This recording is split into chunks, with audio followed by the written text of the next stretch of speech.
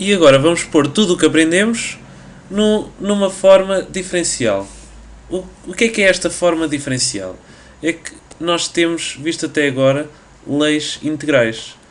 Primeiro foi a lei de Gauss, que o fluxo do campo elétrico é igual à carga sobre a epsilon zero, carga interior, e vimos também que o potencial é dado pela circulação do campo elétrico. É interno com o caminho dl. E o fluxo é um fluxo fechado. Para encontrar as formas diferenciais, temos que recorrer a alguns conceitos de análise matemática. Primeiro é o conceito do uso deste vetor, um triângulo para baixo, que eu chamo o nábula, que, só para recordar, é o vetor dado por ddx, ddy e ddz. É este vetor.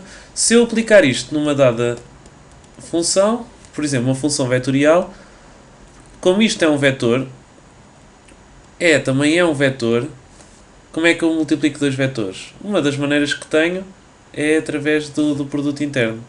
Isto vai ser o primeiro vezes o primeiro, derivado em relação a x do EX, mais o segundo vezes o segundo, derivado em relação a y do E de y, este é o segundo, mais a derivada em relação a z do E de z. E aqui tenho a divergência do campo elétrico. Como é que eu posso multiplicar dois vetores? De outra maneira, bem, também posso usar o produto externo.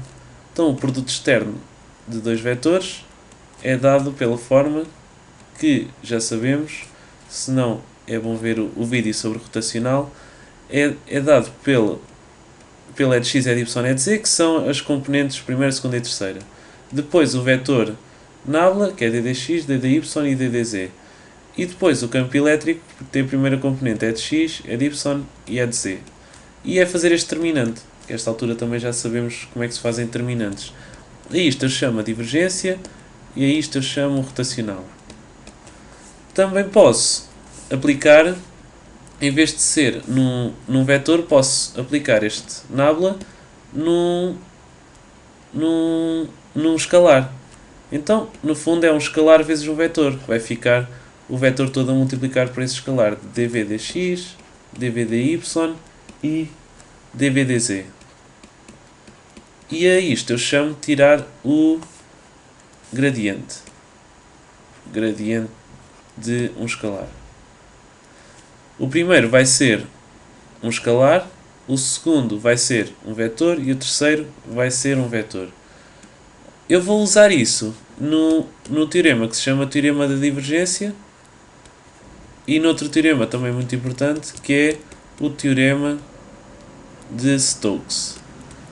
Só para relembrar quais são estes teoremas, também para fazer eletromagnetismo é bom ter conhecimento destes, não é absolutamente obrigatório, mas dá para ter um conhecimento mais aprofundado.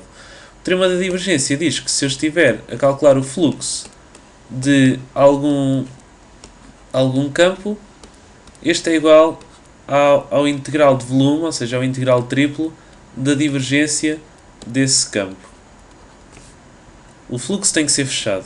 O teorema de Stokes diz-me que se eu estou a fazer a circulação de um campo ao longo de uma curva fechada, isso vai ser igual ao fluxo do rotacional desse campo.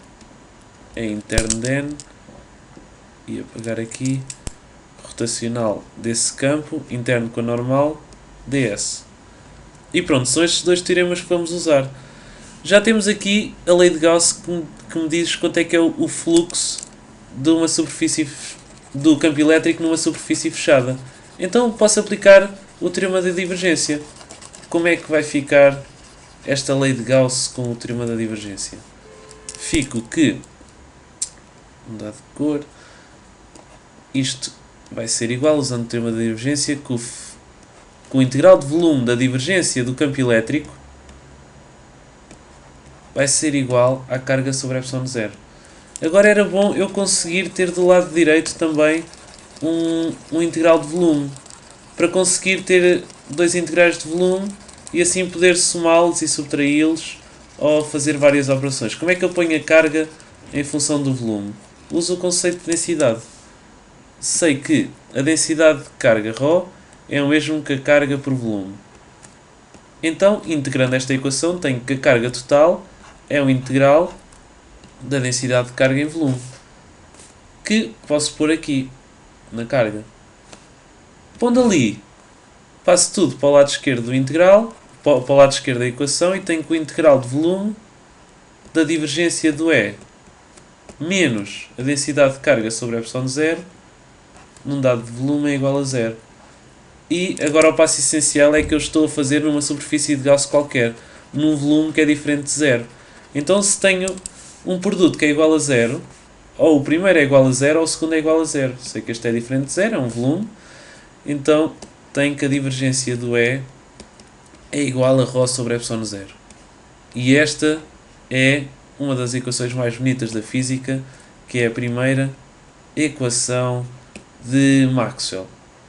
A primeira equação de Maxwell é uma das equações mais fundamentais do eletromagnetismo, que nos permite calcular quase todos os problemas de calcular campos elétricos em diferentes geometrias, podem ser dados por esta lei. Agora, além desta equação, podemos tirar outra usando o teorema de Stokes. Onde é que calculamos circulações do campo elétrico?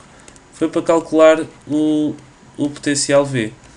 Em regime eletrostático, se eu der uma volta completa do campo elétrico, vou ao potencial V que eu estava inicialmente, menos o potencial final que volta ao mesmo sítio. Como é um circuito fechado, ou seja, começo no ponto I, ando e volto ao mesmo sítio, que é igual ao ponto O. Então, a circulação do campo elétrico numa curva fechada é sempre zero, se eu tiver em campo eletrostático. Usando o teorema de Stokes, vejo que o fluxo do rotacional do campo elétrico interno com a normal ds vai ser igual a zero. E da mesma maneira como eu estou a considerar superfícies que são diferentes de zero, o que é que tem que ser zero?